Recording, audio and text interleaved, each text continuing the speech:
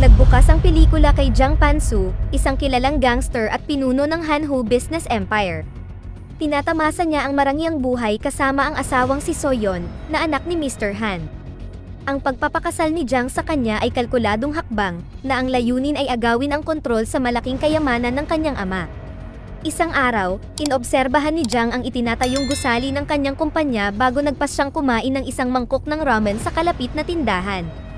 Sa tapat niya ay nakaupo ang chubby na estudyanteng lalaki na nagngangalang Kim Dong, na sarap sa pagkain ng noodles. Sa kasamaang palad, hindi gusto ni Jiang ang pagkain, kaya agad siyang tumayo upang magbayad.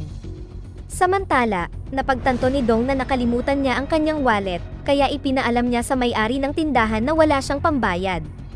Nakapagtataka, pinayagan siya ng may-ari na umalis, sinabing babayaran ito ng mapagbigay na si Jiang. Galit ang huli sa desisyon, ngunit iniabot pa rin niya ang pera. Nagtataka siya nang makitang naubos ni Dong ang 4 na mangkok ng noodles. Pagkatapos ayusin ang bayarin, nagmaneho si Jiang upang umuwi ngunit nakaengkwentro ng sagabal sa kalsada, isang truck ng basura na nakaharang sa kanyang daanan.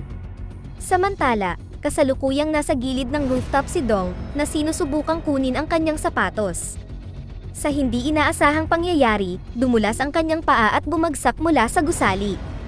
Saktong nahulog siya kay Jiang na nagkataon na may kausap sa cellphone sa ilalim ng parehong gusali. Ang eksena ay lumipat sa ospital kung saan nakita natin si Jiang na nakahiga na walang malay sa kanyang kama. Sinuri siya ng nurse at tinawag siyang bata. Pagkatapos niyang magising ay lumabas siya ng kwarto habang si Dong ay nakakoma pa rin. Nakapagtataka, tinatawag siya ng lahat bilang bata, o sa pangalan ni Dong. Pagkatapos ay pumasok si Jiang sa isa pang silid kung saan nakita niya ang isang taong kamukha niya. Kasabay nito, dumating ang tatay ni Dong at tinawag si Jiang bilang kanyang anak. Nalilito at nabigla, nagmamadaling pumunta si Jiang sa pinakamalapit na salamin at natuklasan na hindi maipaliwanag na nagkapalit sila ng katawan ni Dong. Sinubukan niyang sabihin sa iba ang tungkol sa kanyang suliranin, ngunit walang naniniwala sa kanya. Ang masama pa nito, sinabi pa ng doktor na siya ay dumaranas ng amnesia. Ngayon na wala siyang maisip na paraan upang mabawi ang orihinal na anyo, at ubiling tinanggap ni Jiang ang kanyang buhay bilang si Dong at sinamahan pa uwi ang ama ng estudyante. Ipinaghanda siya nito ng iba't ibang masasarap na pagkain. Nagtanong si Jiang kung may iba pang kakain, at hindi nagtagal ay naubos niya ang lahat ng mga pagkain, at walang naiwan na tira. Kinabukasan, pumunta si Jiang sa eskwelahan ni Dong, kung saan nakatagpo niya ang grupo ng mga estudyante na kakaiba ang pakikitungo sa kanya. Sa oras ng tanghalian, ang kaibigan ni Dong, si Hyun, ang naging target ng mga bully. Hindi ito gusto ni Jiang, kaya nakialam siya at inutusan sila na itigil ang ginagawa. Ngunit ikinagalit lamang ito ng pinuno ng mga bully, si Taewook, at hinamon niya ng laban si Jiang pagkatapos ng klase.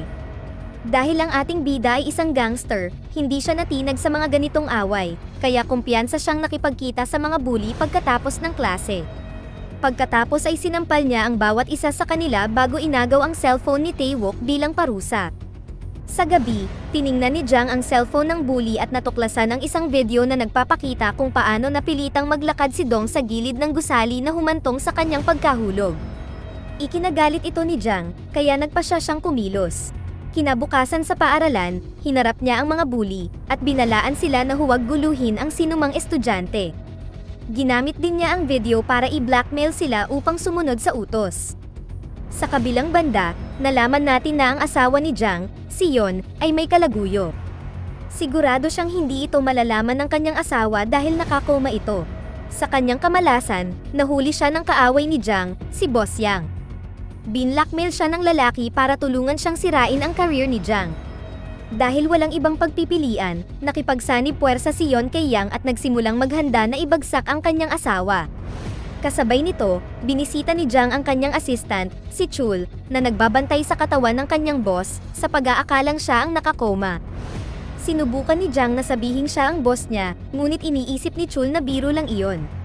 Kaya naman, nagpa siya si Jiang na sabihin sa kanya ang ilang sikreto na tanging ang kanyang boss lamang ang nakakaalam. Gumana ang paraan na ito, at kumbinsido na ngayon si Chul na si Jiang ay nasa katawan ni Dong.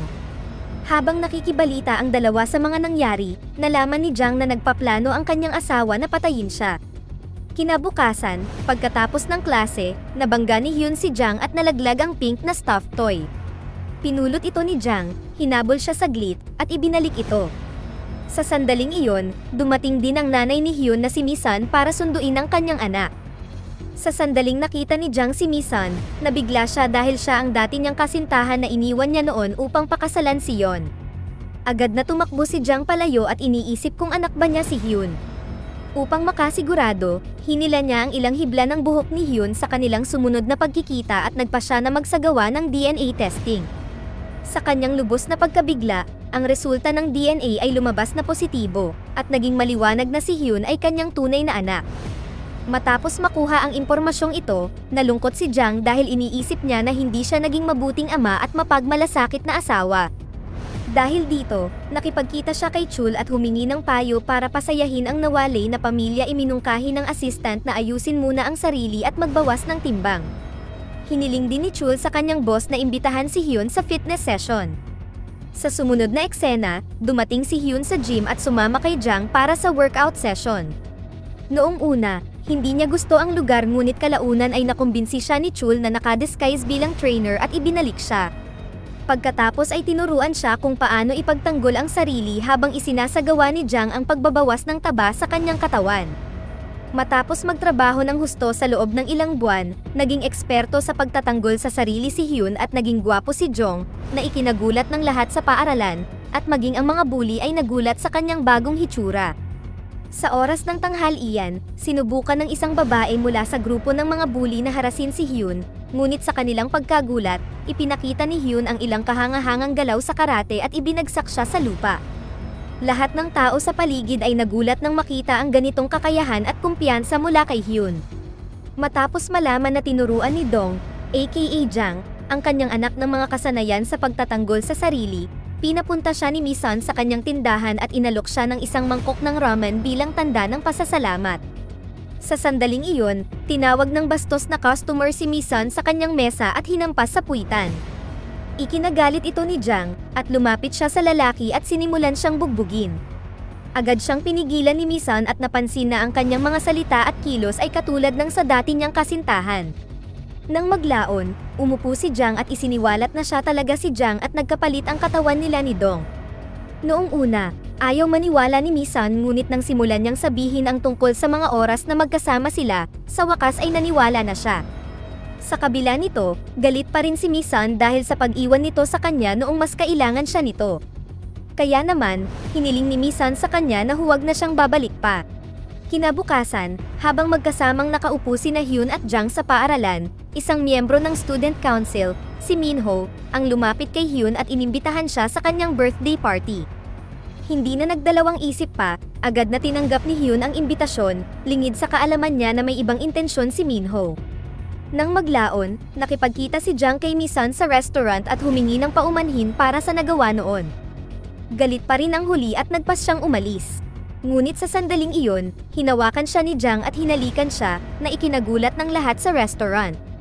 Ikinagalit ito ni Misan at kinaladkad niya si Jang palabas ng restaurant at gustong dalhin siya sa pulis. Sa kalagitnaan nito, si Jang ay nakatanggap ng tawag mula sa kaibigan ni Dong na nagsabing si Hyun ay nasa matinding problema. Pagkatapos ay agad niyang iniwan si Misan, tinawagan si Chul, at hiniling sa kanya na magpadala ng kotse para sa kanya. Sa sumunod na eksena, dumating si Jang sa birthday party ni Minho at napansin niyang napapalibutan si Hyun ng grupo ng mga lalaki at binuhusan siya ni Minho ng alak. Nang makita ito, nilapitan ni Jang ang mga lalaki at sinimulan silang labanan, nanindigan para kay Hyun. Ang lahat ng mga babaeng naroon ay nabighani sa lakas ni Jang, walang ideya na siya ay isang gangster. Tinulungan ni Hyun si Jang at sinipa si Minho sa pool bago umalis sa party. Kinabukasan, nakipagkita si Chul sa kanyang boss at ipinaalam sa kanya na si Yeon ay nakikipagsabuatan sa kaaway niya na si Mr. Yang. Sinusubukan nila ngayon ang kanilang makakaya na alisin si Jang sa listahan ng mga potensyal na tagapagmana ng kumpanya. Nang marinig ito, agad na sumulat si Jang kay Mr. Han, binanggit na siya ay biktima ng pagsasabuatan. Pagkatapos ay inutusan niya si Chul upang ihatid ang mensahe. Sa kabilang banda, sa wakas ay nagising si Dong mula sa coma, hindi niya napansin ang katotohanan na siya ay nasa katawan ng gangster. Maya-maya ay nakarating siya sa bahay at sinubukang yakapin ang kanyang ama, si Jongki. Naguguluhan ang huli at muntik na siyang tumawag ng pulis. Ngunit bago niya yun magawa, dumating din doon si Jang at ipinaliwanag sa kanila ang lahat. Nang marinig ito, pumayag si Dong na tulungan si Jang na magkaayos sila ni Misun at gumawa ng plano. Kinabukasan, dumating ang dalawa sa tindahan ni Misun at nagpanggap na bumalik na sila sa normal. Gayunpaman, bago nila matapos ang kanilang pag-uusap, dumating doon si Mr. Yang kasama ang kanyang mga alagad. Agad na pinapasok ni Jang sina Dong at Misun sa kabilang silid at nagsimulang labanan ang lahat ng mga gangster ng mag-isa. Ngunit nang mapansin ni Misun na nahihirapan si Jang, sumali siya sa laban at binantaan ang grupo na umalis sa kanyang tindahan kung hindi ay pasasabugin niya ang tangke ng gas. Sa takot, tumakas ang mga gangster at sa wakas ay nagkaayos si Jang at ang dating kasintahan. Sa ibang lugar, ipinatawag ni Mr. Han si Yon sa kanyang opisina at ibinunyag na alam niya ang tungkol sa panloloko at ang pakikipagsabuatan laban sa asawa. Kaya naman, upang turuan siya ng leksyon, itinakwil niya siya at inalis sa listahan ng kanyang mga tagapagmana. Pagkatapos ay tinawagan niya si Jang at hiniling na makipagkita sa kanya sa lalong madaling panahon. Gayunpaman, dahil nananatiling nakakulong si Jang sa katawan ng isang bata, nagtanim siya ng microchip sa tainga ni Dong at pinapunta siya sa pulong. Sa kasamaang palad, ang microchip ay bigla na lang nasira, at nang magtanong si Mr. Han tungkol sa kanyang pangalawang pamilya, kinailangan ni Dong na mag-imbento ng sasabihin. Ipinaliwanag niya na nauunawaan na niya ngayon ang kahalagahan ng pamilya at nais niyang gugulin ang natitirang bahagi ng kanyang buhay kasama nila. Bukod pa rito, kusang loob niyang inalis ang sarili sa listahan ng mga tagapagmana ng Hanwoo Group at ipinahayag ang pagnanais na mamuhay ng simple at kontento. Nakapagtataka, iginalang ni Mr. Han ang kanyang desisyon at pinahintulutan siyang umalis. Sa labas, nagpahayag ng pasasalamat si Jang kay Dong sa paggawa ng matalinong pasya. Habang magkayakap sila, biglang dumating si Yon sakay ng sasakyan at binangga si Jang, na nagdulot ng matinding pinsala. Maya-maya sa ospital, habang nakikipag-usap si Jang sa kanila, biglang nag-collapse si Dong. Dinala si Jang sa operating room, at nawalan din siya ng malay. Kasunod nito, nag-fast forward ang pelikula sa 6 na buwan. Si Dong na nakabalik na sa sarili niyang katawan ay pumasok sa paaralan, at ngayon ay iginagalang at hinahangaan na siya ng lahat. Napag-alaman na sa wakas ay nagsimula na rin silang mag-date ni Hyun, at sila ang naging bagong sikat na couple sa paaralan.